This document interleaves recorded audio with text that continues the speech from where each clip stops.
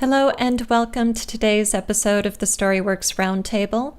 Kathryn and I have a special guest today, Anja Bauermeister. Welcome, Anja. Hi, thanks for having me. It is our pleasure. Now, you are a fiction writer and you're German and you're writing in both English and German. And we thought it would be cool just to have a conversation about what that is like, because we don't have any experience. Right, because we're Americans and, right. You know, speaking multiple languages is not as valued on our side of the pond as it is over in Europe. So we're a little impressed, shall we say.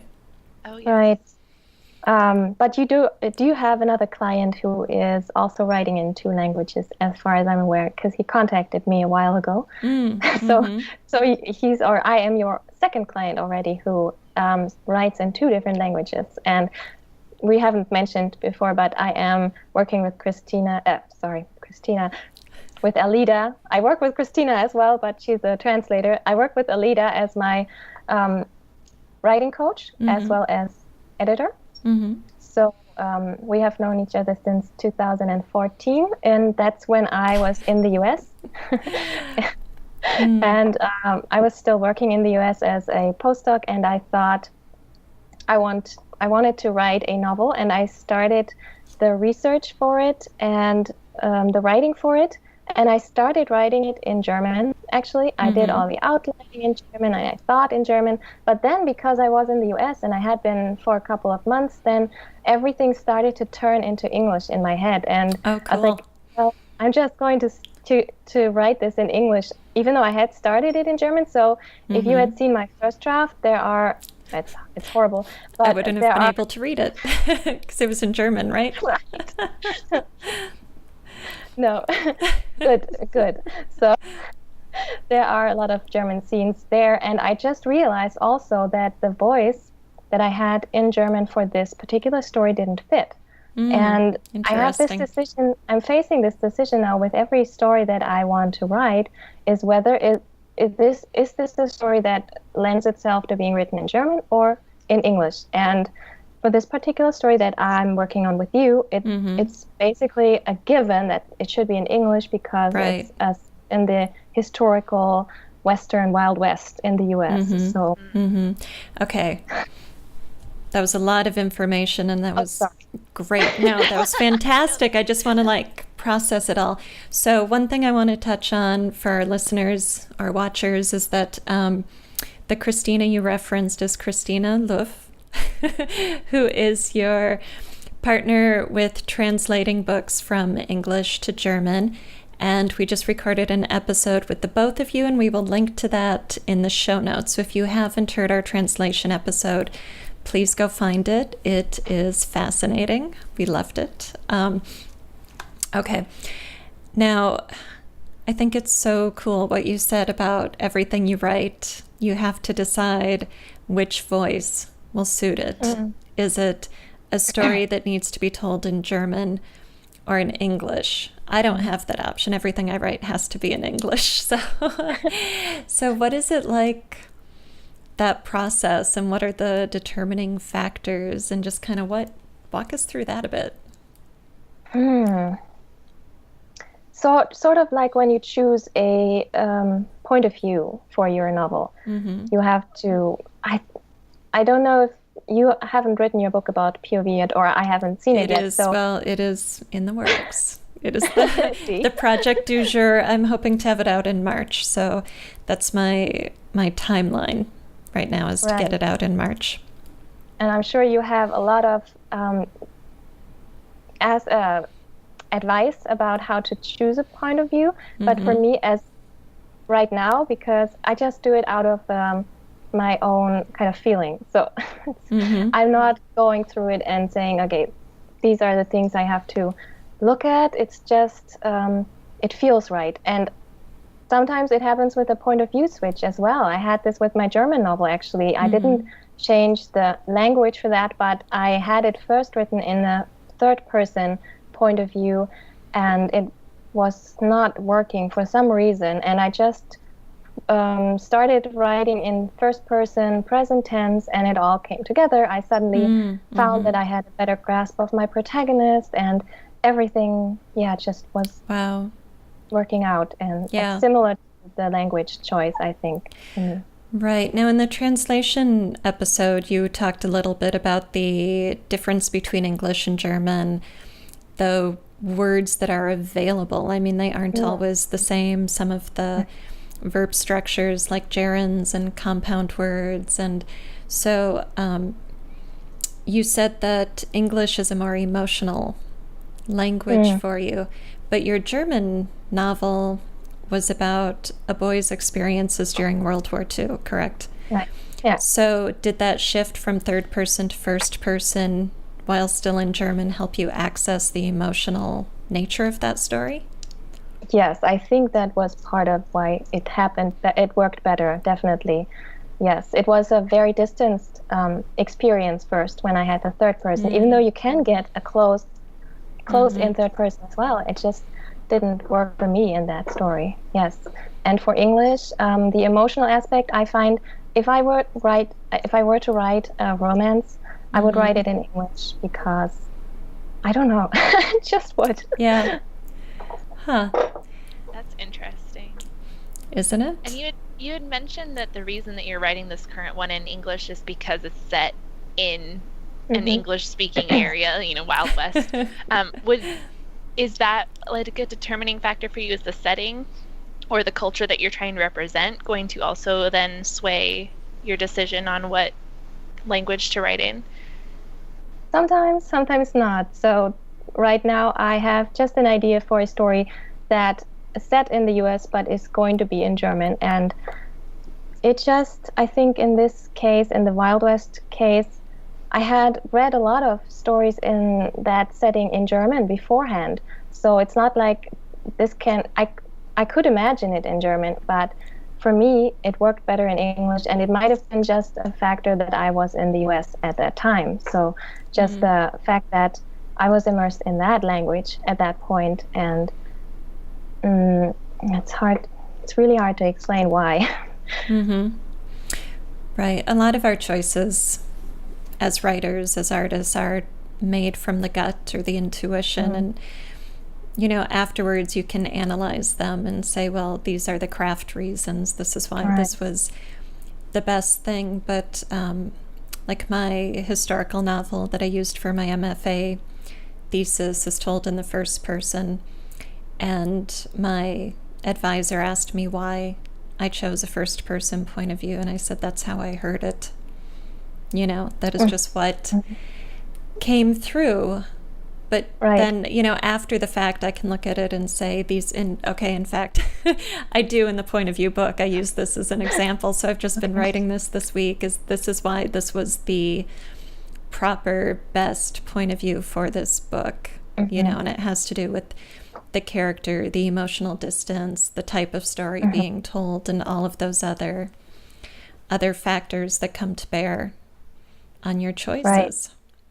And it would be better if I wouldn't have to rewrite every novel because I only figure it out afterwards. So I'm hoping I'm becoming better at making my choice beforehand.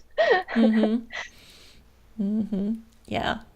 Well, hopefully, I think with experience and study, we get better at making those choices, because we develop the analytical piece of it that then accompanies the intuitive piece, the gut piece, when we make those choices as writers. Do you think that one language is like, do English and German have different pros and cons? Like, is one better for narrative exposition? Is one better for historical? Or is one, do those things come to play? For the historical novel, for instance, I think it's nicer to read it in English because the whole language you cannot have an accurate representation of the historical language of that period in German because it's English, and you don't, Right. you cannot translate accents or dialects or any of that stuff. And that is also a reason why I chose that in English, which is making it harder, admittedly, because not only do I have to work on my writing in English, I also have to work on my writing historical English. But with reading lots of stuff in that period, it works. Yeah, and for that reason, this is also a third-person novel, because otherwise, in first person, I would have to be very accurate or close to the language in all aspects for the whole of the novel, which is not something I can do, I think. Right. So in German, are you not able to put dialect into print the way we do in English? Does all Yes, written... You can. Of course, but you cannot translate a dialect because, I don't know, it's like if you have a dialect, it would be something, okay, I'm going to choose the Berlin dialect or the Bavarian dialect or something. But, there's no, it's hard to say. For example, I don't know if you know My Fair Lady, the musical. So she has this huge, deep, strong accent. And in German, they made that into an accent that somebody would have who has lived in Berlin at that time. So from the street, same social strata. But yeah, you cannot translate it directly otherwise. So. Right. Well, for for representing dialect, so much depends on contractions and syntax, dropping words or changing word order a bit, or sometimes word choice. But in German, you don't have contractions. So how would that look? Like, how would you do that to show different dialects? The writing, the spelling of the word, so making it more phonetically, is that the right word? So that you spell it the way it is pronounced. Yeah. Okay. It's interesting. Sentence structure a little bit maybe, and the word choice also. Yeah. Okay. Word choice is regional as well. So. Wow. It's fascinating. Do you have any questions or comments, Kathryn? I kind of want to move on into the challenges of writing in a language that's not your native language, because clearly you speak English very, very well. And with the translation and everything, you understand it on a very deep level, but it's still not your native language. So what are some of the challenges you run into with trying to write in a language that, even though you know it very well, is not your native language? Yeah, definitely. You always have an active vocabulary and a passive vocabulary. Passive is probably very large for me. There's hardly any word I come across in English that I haven't heard before, that I wouldn't be able to understand. So I think that's a native level passive vocabulary. But active, different, because it also depends on what you've been reading before, what you have been immersing yourself in. If you're living in the country at the moment, you're going to have a better active vocabulary than if you don't live there right now. And therefore, I realize that when I write in English, I have to look up some of the words in a dictionary that I want to use, especially for non-common words. Like if I just know that I need that verb, because in German it's so nice, and then I just cannot think of the equivalent, then it's more of a translation, actually. So when I write in German, maybe sometimes I think of an English word that I want to use and then have to think of, how would I say that in German? But it's more common if I write in English, and it happens the other way around. So, but if I write, usually I'm not translating from German to English in my head all the time. That would not work.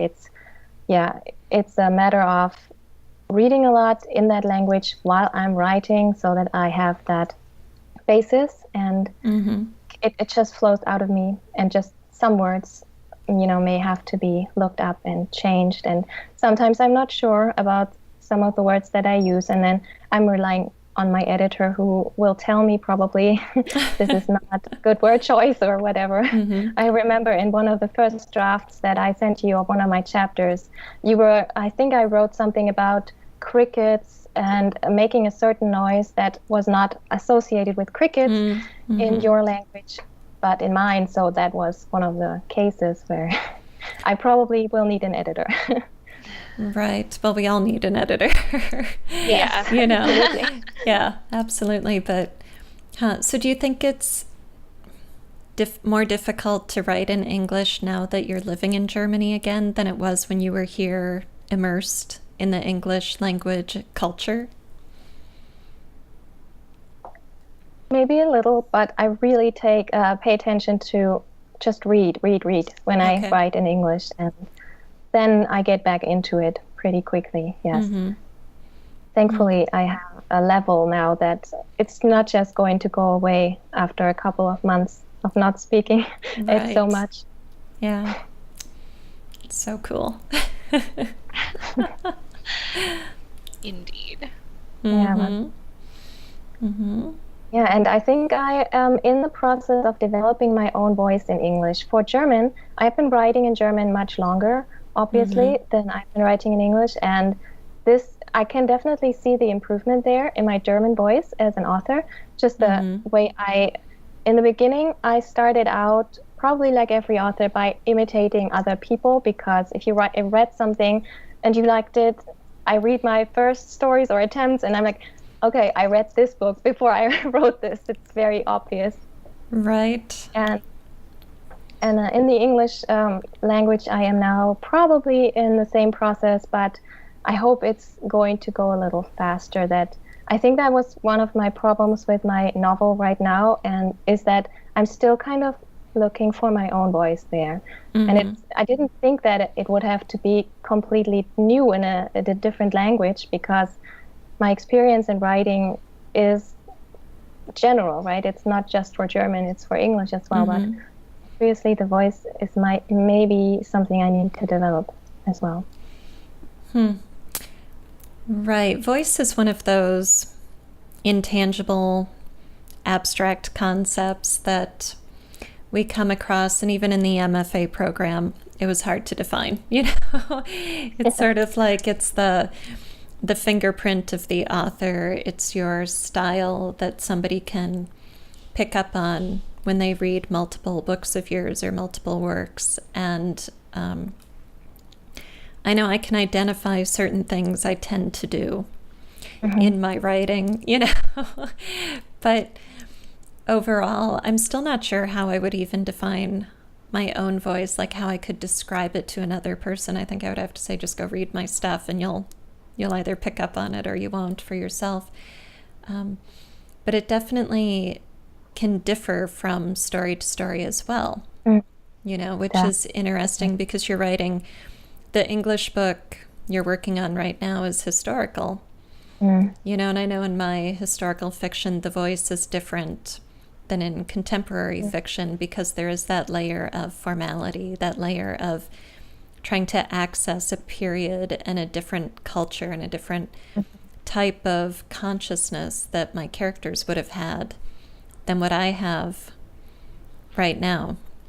So I'm just going to throw that out there, and either of you can talk about voice or writing. But no, for voice, maybe what I'm looking for is the state where the writing flows out of you without consciously trying to think of how you would say it in this moment. And that is something I have found happened in German when I rewrote the book in first person.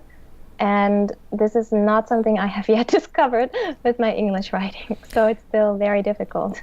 Okay. And that might be just a matter of editing yourself while you write, because often I find that I hold myself back because I don't think that I think that I have to write in a certain style or, you know, aspire to something that I might not be able to do in this case, especially for historical, right?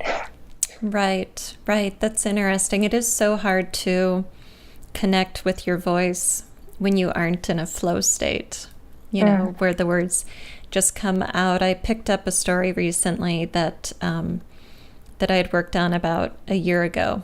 And a year ago, the writing was fun and it was fast and it was like the narrator's voice was just all over the piece, and like I was channeling the narrator. And then this year when I went back to it, it was like, oh my God, totally for some reason lost touch with it. It was so hard to try and get back to that flow state with that particular voice for some reason. And I don't know why, but it's an interesting topic, I think, for us writers, is finding your voice as an author and the voice of the piece and being able to access it and shifting between those states of consciousness really is what you're doing. And you've got the added, you know, some days I suppose a complication and some days a great gift of being able to do that in 2 different languages. Yeah, it's interesting when you said flow state. It might be one of the reasons why in English it's harder to do, because maybe I'm not yet in that flow state because I'm still more consciously thinking about the language and what I'm writing. So that might be. Yeah, I think that is the difference between being in a flow state and not, because with that story I was just talking about, last year, you know, it was like the channeling, and this year it was like, what word would that narrator use? What's the word I want here? Where, you know, and it was really kind of like a stilted, halting, how do I find this word and get it on the page process? Yeah, which speaks to not letting a project lie too long, be on the back burner for too long. Yes, it does. Yes, You've been guilty. Yes. Well, I was confessing in the Storyworks Writers Facebook group, so yeah, definitely. I've got too many projects at once, and they get shuffled around, and if they're on the back burner, then I get the pile up. But I like it too because I can decide which one to choose, and I can also decide if I want to write in English or German now. So that's all basically. Maybe I'm just someone who has to be challenged with something new every couple of months and then has to do that. And it doesn't have to be completely new, right? It can be going back to that other project because just need a new and fresh perspective on it.